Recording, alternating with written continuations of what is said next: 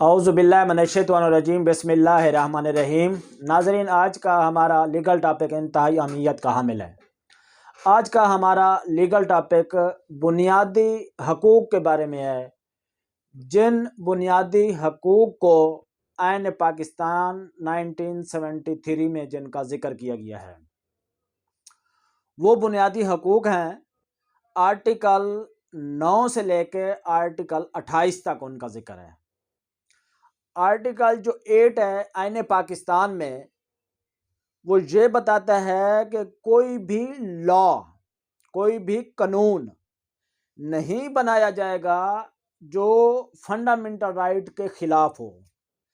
अगर एक कानून बन जाता है उसका कुछ हिस्सा बुनियादी हकूक़ के ख़िलाफ़ है, तो वही हिस्सा जो बुनियादी हकूक़ के ख़िलाफ़ है वो काल अदम होगा। ये आर्टिकल 8 बताता है। इसी तरह आर्टिकल 9 जो है वो सिक्योरिटी ऑफ पर्सन, इंसान की हिफाजत के बारे में बताता है कि इंसान की लाइफ या उसकी प्रॉपर्टी को स्नैच या उसके कंट्रोल से बाहर नहीं किया जाएगा जब तक के कानून के मुताबिक वो अमल ना किया गया हो। इसी तरह आर्टिकल 10 ये बताता है कि safe guard against arrest and detention, किसी शख्स की गिरफ्तारी या उसको डिटेन कैद किया गया है तो वो उसकी हिफाजत के बारे में बताता है।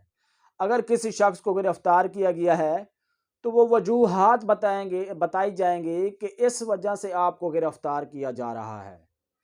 उसके बाद जो है 24 घंटे के अंदर अंदर उस शख्स को एरिया मजिस्ट्रेट, इलाका मजिस्ट्रेट के पास पेश किया जाएगा मजीद डिटेंशन में रखने के लिए।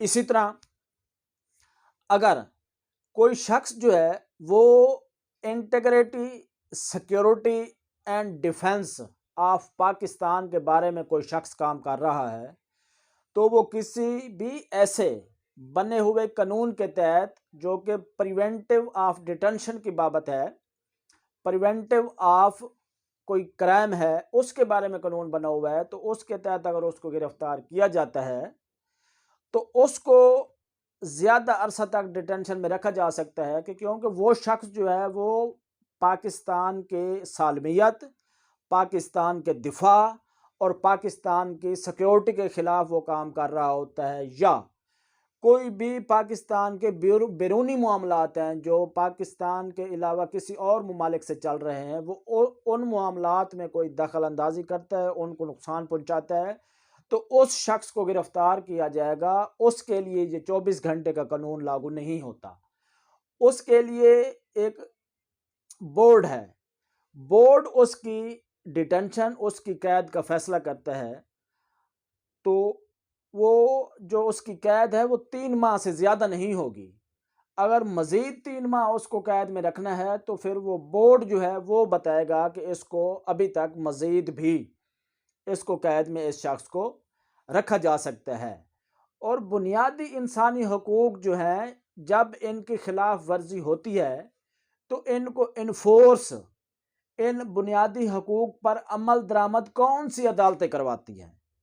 बुनियादी इंसानी हकूक़ पर मजिस्ट्रेट की अदालत अमल दरामद नहीं करवा सकती, एडिशनल सेशन जज की अदालत अमल दरामद नहीं करवा सकती, सेशन जज की ज़िले की जो सबसे बड़ी अदालत है वो अमल दरामद नहीं करवा सकती। बुनियादी इंसानी हकूक़ पर अमल दरामद अगर करवा सकती है तो वो हाई कोर्ट और सुप्रीम कोर्ट करवा सकती है। हाई कोर्ट और सुप्रीम कोर्ट जो है वो अलग-अलग आर्टिकल के तहत करवाती है। हाई कोर्ट जो है जब इंसानी बुनियादी हकूक़ पर अमल दरामद करवाएगी, किसी भी फंडामेंटल राइट की खिलाफ वर्जी हो रही है, अगर वो शख्स जाता है हाई कोर्ट में अपना इंसानी हकूक़ को इन्फोर्स करवाने के लिए, अमल दरामद करवाने के लिए, तो हाई कोर्ट को आर्टिकल 199 के तहत पावर है कि वो बुनियादी इंसानी हकूक़ पर अमल दरामद करवाए। इसी तरह अगर किसी शख्स का कोई बुनियादी इंसानी हकूक़ उसकी वायलेशन की गई है, उसकी खिलाफ वर्जी की गई है, अगर वो डायरेक्ट सुप्रीम कोर्ट में जाना चाहता है तो सुप्रीम कोर्ट भी आर्टिकल 184 और सब क्लाज सब आर्टिकल 3 के तहत जो है सुप्रीम कोर्ट को ये पावर है कि वो बुनियादी इंसानी हकूक़ पर अमल दरामद करवाए। बुनियादी इंसानी हकूक़ आर्टिकल 9 से लेकर आर्टिकल 28 तक हैं।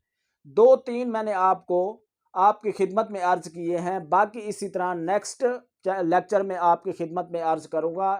बहुत बहुत शुक्रिया।